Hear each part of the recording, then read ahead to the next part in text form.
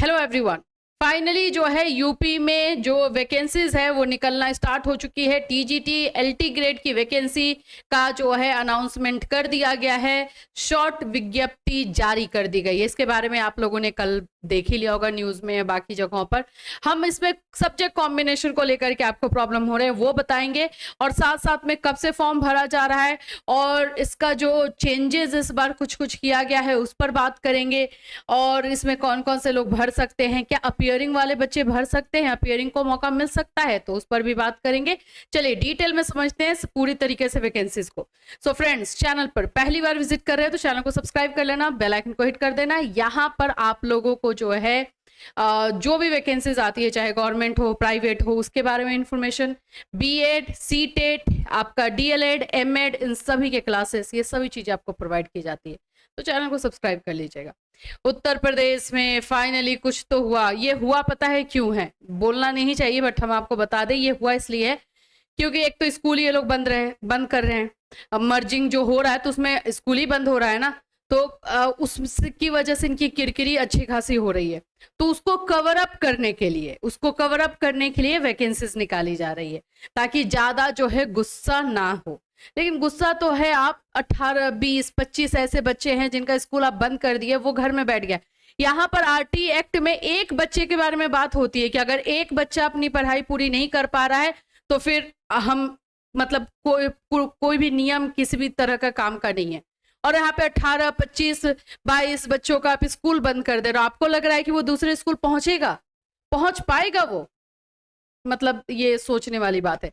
चलिए फिलहाल हम लोग बात करते हैं वैकेंसीज पे जो विज्ञप्ति जारी की गई है।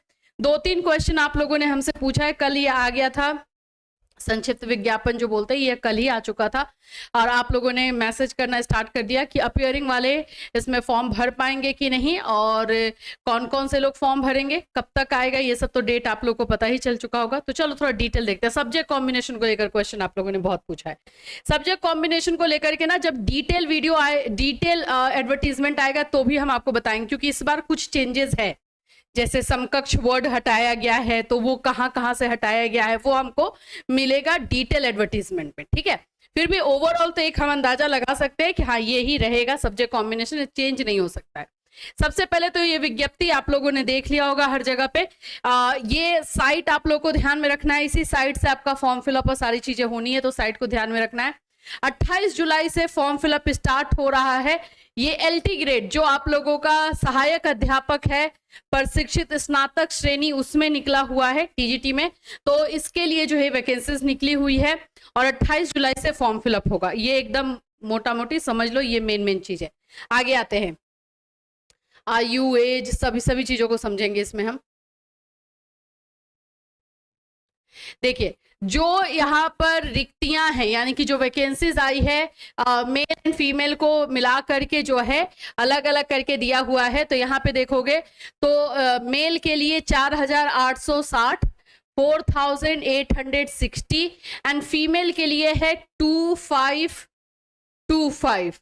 तो ये आप लोगों का जो है हो जाता है 7385, ठीक है। ये आपको वैकेंसीज निकली हुई है। अब अहर्ता जो है, जो चेंजेस इस बार किया गया था वो है, और आने दो डिटेल एडवर्टीजमेंट उसमें पता चलेगा। आयु सीमा का देखते हैं तो इसमें है कि 40 वर्ष से अधिक नहीं होना चाहिए, 40 इयर्स रखा गया है, और इन्हें 40 वर्ष से अधिक आयु का नहीं होना चाहिए, अर्थात उनका जन्म 2 जुलाई 1985 से पूर्व तथा 1 जुलाई 2004 के बाद नहीं होना चाहिए। एकदम याद रख लेना है। आप लोगों का जो है, जो एज है 40 इयर्स तक हो गया, फिर भी मैं बोलूंगी सही है, टीजीटी तक के लिए सही है ये। मतलब ये नहीं है कि गलत है, गलत भी नहीं बोल सकते, और ये सही नियम के अकॉर्डिंग ही जो है माना जाएगा। चलिए आगे आते हैं। ऑनलाइन आवेदन जो 28 जुलाई से हो रहा है, ये सारी चीजें हैं, और बाकी जो ये मिलता है, रिजर्वेशन मिलता है एज में, वो सब आपका रहेगा ही। अब मेन जो चीज पर आते हैं बाबू, सब्जेक्ट कॉम्बिनेशन के लेकर जो क्वेश्चन कर रहे हो ना आप लोग, देखिए यहाँ पे बता दिया गया ऑनलाइन प्रस्तुत आवेदन में सुधार, संशोधन और शुल्क समाधान, फीस रिकॉन्सिलेशन की अंतिम तिथि 4/9/2025 तक होगी। बाबा ये तो अच्छा खासा टाइम दे दिया गया ना। आवेदन हेतु इच्छुक अभ्यर्थियों को सलाह दी जाती है कि ऑनलाइन आवेदन प्रारंभ होने से पूर्व एकल अवसरीय पंजीकरण यानी OTR जरूर करवा के रख ले। वन टाइम जो रजिस्ट्रेशन होता है उस साइट पर, जो यूपी पीएससी का जो साइट है उस पर ओटीआर जरूर करके रख ले, और रजिस्ट्रेशन नंबर रहेगा वो अपने पास रखेंगे। ऑनलाइन आवेदन नहीं स्वीकार होगा अगर आप ओटीआर नहीं करते हैं तो। और ये 14 को निकला हुआ था। अब चलो, अब मेन चीजों पे आप लोगों का थोड़ा सा बात हो जाए। सबसे पहला क्वेश्चन है कि क्या अपीयरिंग वाले फॉर्म भर पाएंगे, है ना? अपीयरिंग वाले बच्चों को मौका मिलेगा। देखो, ऐसे तो मैं अगर आपको बताऊं तो डिटेल एडवर्टीजमेंट में ही होगा, सारी चीजें जो है पता चलेगी। लेकिन इसमें भी एक जगह पे दिया हुआ है जो मैंने पढ़ा है, एक सेकेंड, कि यहाँ पर जो है आप लोगों का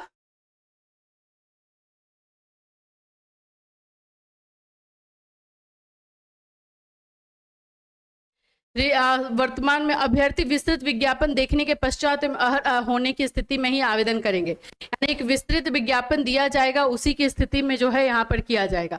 देखो, अगर मैं ये बताऊं आप लोगों को तो जो लास्ट डेट इसमें बताया जा रहा है, जो यहाँ पे सितंबर दिखाया जा रहा है, लास्ट डेट में तक जो है आपका रिजल्ट आ जाना चाहिए, ऐसा है। फिर भी लेकिन डिटेल इंफॉर्मेशन आ ही जाने दो तो ही रहेगा। ऐसे रहता है कि अपीयरिंग को मौका मिलता है, जो लास्ट डेट रहे, लास्ट डेट तक जो है आप लोगों का रिजल्ट आ जाना चाहिए, यानी कि आप उसमें क्वालिफाई या फिर जो भी है वो हो जाना चाहिए, वो पता चल जाए। लास्ट डेट क्या? तो last date of form fill up, form fill up के लास्ट डेट तक। जैसे कि मानो कि ये फॉर्म आप लोग का भरा जा रहा है ये 27-28 जुलाई से ना, तो वो वहां से स्टार्ट हो रहा है भरने को, और अगर 4 सितंबर तक ये दे रहा है तो उसके बीच आपका जो है इसके बीच में रिजल्ट आ जाना चाहिए। आपके 4 सितंबर तक आपका रिजल्ट आ जाना चाहिए, आप क्वालिफाइड कर जाने चाहिए। तो अगर आपने मान लो कि 3 या 2 कोई फॉर्म भर लिया है और आपका रिजल्ट 4 को आता है तो भी आप वैलिड रहोगे, तो ऐसा होता है, ठीक है। फिर भी डिटेल इंफॉर्मेशन आएगा तो उसमें हम बात करेंगे। चलिए सेकंड बात करते हैं हम लोग सब्जेक्ट कॉम्बिनेशन को लेकर के, जो क्वेश्चन आप लोगों का है। देखो, सब्जेक्ट कॉम्बिनेशन में इस बार कुछ चेंजेस हैं। समकक्ष वर्ड जो है वो नियमावली के अकॉर्डिंग जो है चेंज किया गया था, तो उसको हटाया गया है कहीं कहीं से। अब हर जगह से तो नहीं हटाएगा, कहीं कहीं से हटाया गया है। अब ये टीजीटी है तो जाहिर सी बात है कि इसमें ग्रेजुएशन चाहिए होगा आपका, है ना? ग्रेजुएशन चाहिए होता है आप लोगों का जो है, प्लस आपको बीएड चाहिए होता है। ये सारी डिग्री तो आप लोगों को चाहिए ही होगी, तो ये है ही। अब इसके साथ अगर हम बात करते हैं तो जैसे मानो आप हिस्ट्री के लिए अप्लाई कर रहे हो, तो आपको पता है कि ग्रेजुएशन में आपका हिस्ट्री के साथ पॉलिटिकल साइंस या इकोनॉमिक्स या ज्योग्राफी में से कोई एक और सब्जेक्ट होना चाहिए। जैसे मानो हिंदी टीचर के लिए अप्लाई कर रहे हो, तो हिंदी टीचर का है कि आपका संस्कृत जो है वो 12th में होना चाहिए, है ना? ये 12th में आपका संस्कृत होना चाहिए, तभी आप अप्लाई कर सकते हैं। ऐसे ऐसे नियम हैं, और इसको लेकर के हमने एक वीडियो, एक नहीं 3-4 वीडियो दिए हुए हैं, स्पेशली यूपी गवर्नमेंट का ही पूरा डिटेल भी हमने आपको बताया हुआ है। तो वो वीडियो आप जाकर सब्जेक्ट कॉम्बिनेशन का डिटेल में देख सकते हो। ओवरऑल मैं यही बोलूंगी कि जो सब्जेक्ट का आप टीचर बनना चाहते हो टीजीटी में, वो सब्जेक्ट आपका जो है बीएड में भी होना चाहिए, आपके ग्रेजुएशन में भी होना चाहिए। और जैसे सोशल साइंस वाले में थोड़ा सा प्रॉब्लम रहता है कि भाई हिस्ट्री के साथ जो है आपका सिविक्स या जिसको पोल साइंस कहते हैं या इकोनॉमिक्स या ज्योग्राफी होना जरूरी है। अब जैसे कि यूपी में बहुत ज्यादा पंगा है, बच्चे डेली बेसिस पे कॉल कर रहे हैं, मैम मेरा सोशियोलॉजी है, एजुकेशन है इसमें ग्रेजुएशन में, तो मैं कैसे करूंगा, मेरा सब्जेक्ट कॉम्बिनेशन कैसे बनेगा? कैसे बनेगा? ना ही आपने हिस्ट्री रखा, ना ही आपने सिविक्स रखा, ना ही आपने कुछ रखा है, तो कैसे बनेगा? तो ये प्रॉब्लमेटिक है। इसी तरह से साइंस का भी है। तो ये सारा डिटेल आपको एक वीडियो दिया गया है, आप उसमें जाके देख सकते हो। लेकिन सब्जेक्ट कॉम्बिनेशन बिल्कुल देख लेना, एकदम आप देख करके बैठना, और डिटेल वीडियो आएगा तो हम आपको बताएंगे। प्रिपरेशन अपने लेवल पे स्टार्ट कर दो। सिलेबस कहाँ से मिलेगा? तो सिलेबस जो पुराना हमारा ये जो पुराने वाला जो पहले, इसके पहले जो आया हुआ था उससे सिलेबस थोड़ा बहुत मिलेगा जुलेगा, और जैसे ही डिटेल वीडियो आएगा वैसे आपको हम बता देंगे। तो कुछ तैयारी जो है खुद से करते रहो, लेकिन सबसे पहला काम सब्जेक्ट कॉम्बिनेशन मैच करो कि मैच कर रहा है नहीं। चैनल पर जाइए, सब्जेक्ट कॉम्बिनेशन बीएड का लिखिए, कैटलिस्ट सोनी डालिए, आपको पूरा 3, 4, 5 वीडियो मिल जाएंगे। डिटेल से समझ लीजिए कि हाँ सब्जेक्ट कॉम्बिनेशन बनता कैसे है। और नहीं तो आप हमें कमेंट करके बताइए एक फ्रेश इस वैकेंसी के लिए सब्जेक्ट कॉम्बिनेशन क्या होना चाहिए, वो हम लेकर आएंगे। लेकिन मैं क्या सोच रही हूँ ना कि जब डिटेल एडवर्टीजमेंट आ जाए तो उसके बेसिस पे हम सब्जेक्ट कॉम्बिनेशन आपको ला करके दे, तो आपको और क्लियर रहेगा और हम भी एकदम 100% से बोल पाएंगे कि हाँ यही इस बार चाहिए। तो ये आपके पास है या नहीं आप देख लो। और अभी क्या है कि नियम चेंज हुआ है, या आप भी जानते हो मैं भी जानती हूँ कि नियम में बदलाव कर दिया गया है, तो वो नियम किस हद तक बदलाव किया गया है वो देखने वाली बात। ठीक है, तो जैसे जैसे इसके बारे में और डिटेल इन्फॉर्मेशन आता है जल्दी जल्दी आएगा सब कुछ, क्योंकि सबको ना वो स्कूल बंद होने वाले जो मेमोरी है वो एकदम उसको क्या बोलते हैं इरेज करना है, तो इसलिए ये सारी चीजें जो है जल्दी जल्दी ये प्रक्रिया स्टार्ट की जाएगी। अब आप जैसे कि देख ही रहे हो कि इसका फॉर्म फिलअप जो है आपको बता दिया जा रहा है कि 28 जुलाई से होगा, है ना, 28 जुलाई से इसका फॉर्म फिलअप होगा। अच्छा 28 जुलाई को विस्तृत विज्ञापन भी आएगा, तो विस्तृत विज्ञापन जब आएगा तो हम लोग उसमें डिटेल आपको लेकर आ जाएंगे सब्जेक्ट कॉम्बिनेशन को भी लेकर के। तो बस अच्छी बात है, चलो यूपी में वैकेंसीज तो आई है, और भी क्या क्या चीजें होंगी यूपी से रिलेटेड आपको अपडेट इसी चैनल के माध्यम से दिया जाएगा। फिर मिलूंगी, till then take care everyone.